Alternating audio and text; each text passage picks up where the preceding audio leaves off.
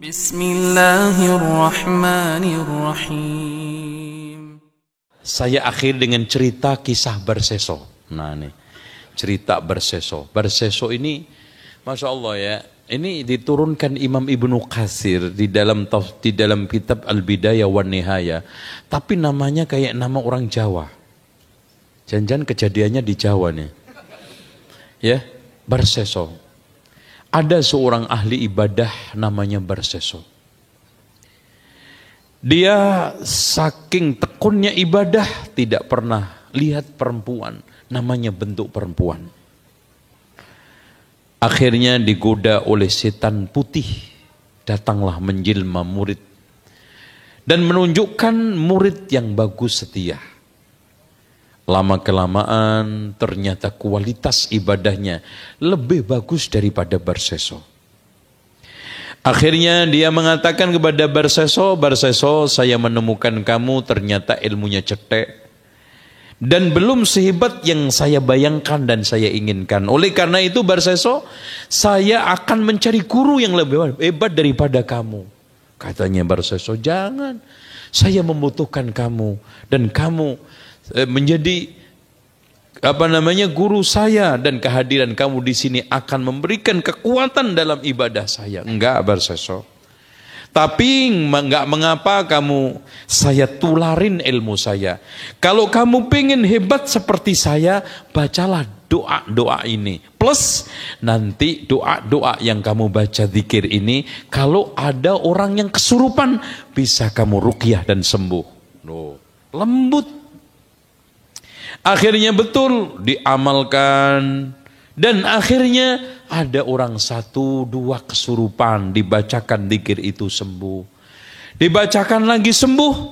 Akhirnya terkenalah Barseso di mana-mana, di samping ahli ibadah.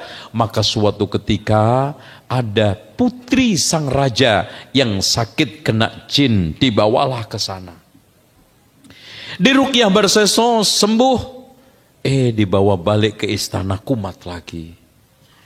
Dibawa lagi kembali, diruqyah, kemudian sembuh, dibawa pulang lagi sampai istana sakit lagi.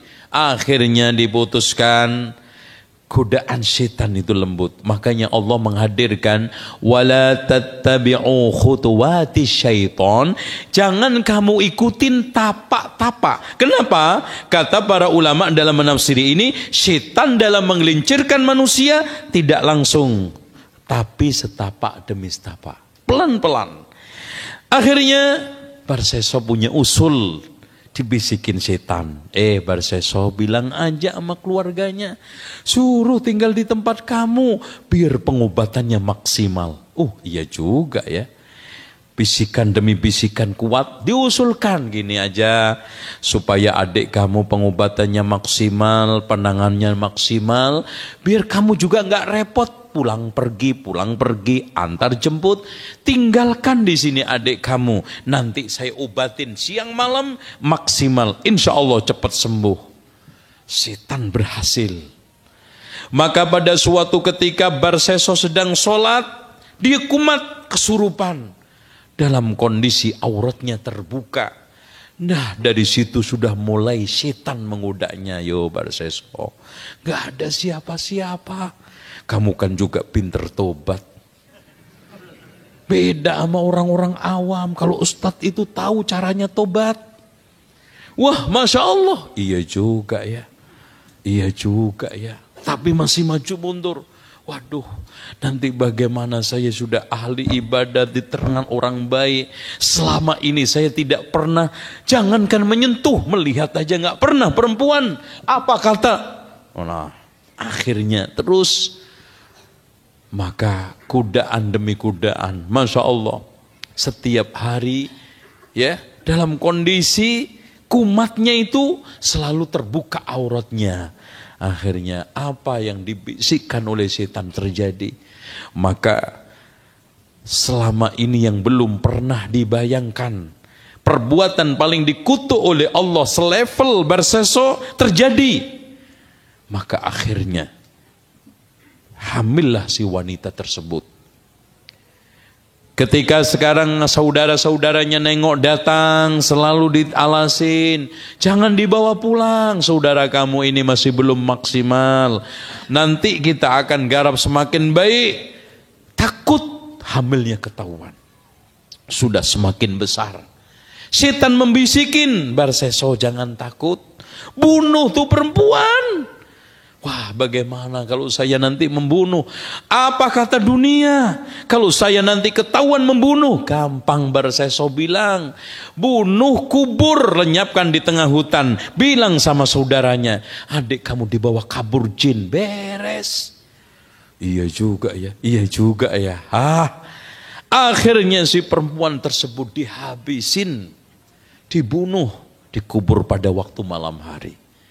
Nampaknya secara manusia beres. Dikubur di hutan, gak ada siapa-siapa, gak tahu. Ternyata setan masih melanjutkan skenarionya. Datanglah hadir di mimpi salah satu saudaranya yang kecil. Fulan, sebetulnya adik kamu itu tidak dibawa kabur sama jin. Sebetulnya adik kamu itu dihamilin sama Barseso, kemudian dibunuh dia. Dia berperanjat, ngimpi didatangin orang, seperti itu informasinya. Diceritakan kepada kakaknya, Mas, saya itu kok ngimpi begini-begini. Akhirnya si masnya itu, udah kamu itu ngimpi apa, ngaco loh. Udah jangan dipercaya. Nih, Barseso sebaik seperti itu kok masa dituduh begini-begini. Udah jangan percaya tuh setan. Akhirnya kakaknya ngimpi seperti itu.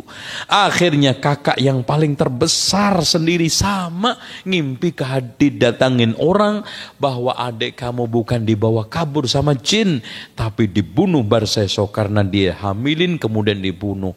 Kalau kamu nggak percaya, datanglah ke tempat ini dan ini, tengok di sana ada kuburan dan masih ada sisa kain yang nyemlit tidak terkubur. Kain adik kamu. Betul Pak.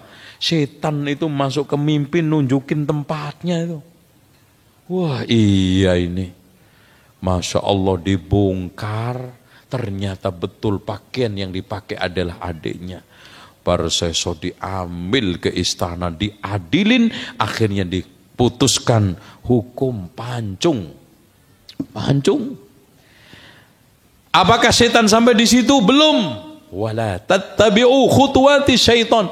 Setan ternyata tidak cukup sampai di situ. Datang lagi menjelma. Saat dia di tiang gantungan, Barseso, kamu mau saya selamatkan, saya bawa kabur. Tapi kasih aja satu syarat, sujud sama saya, anak bawa kabur. Nanti tobat beres. Ternyata dia sujud sama setan, gantungan tidak dilepas, mati. Berzina, membunuh, syirik kepada Allah. Nas'alullahal afiyah. Makanya wala tattabi'u khutuwatis syaitan. Kisah ini juga diturunkan di dalam kitab cukup bagus. Dulu saya terjemahkan sudah. Judulnya Menelanjangi Syaitan. Asli kitabnya Masaibul Insan fi Makaidis Syaitan, min Makaidis Syaitan. Musibah manusia akibat tipu daya syaitan. Itu bagus sekali kalau antum bisa baca. Allah a'lam bishawab. Demikian.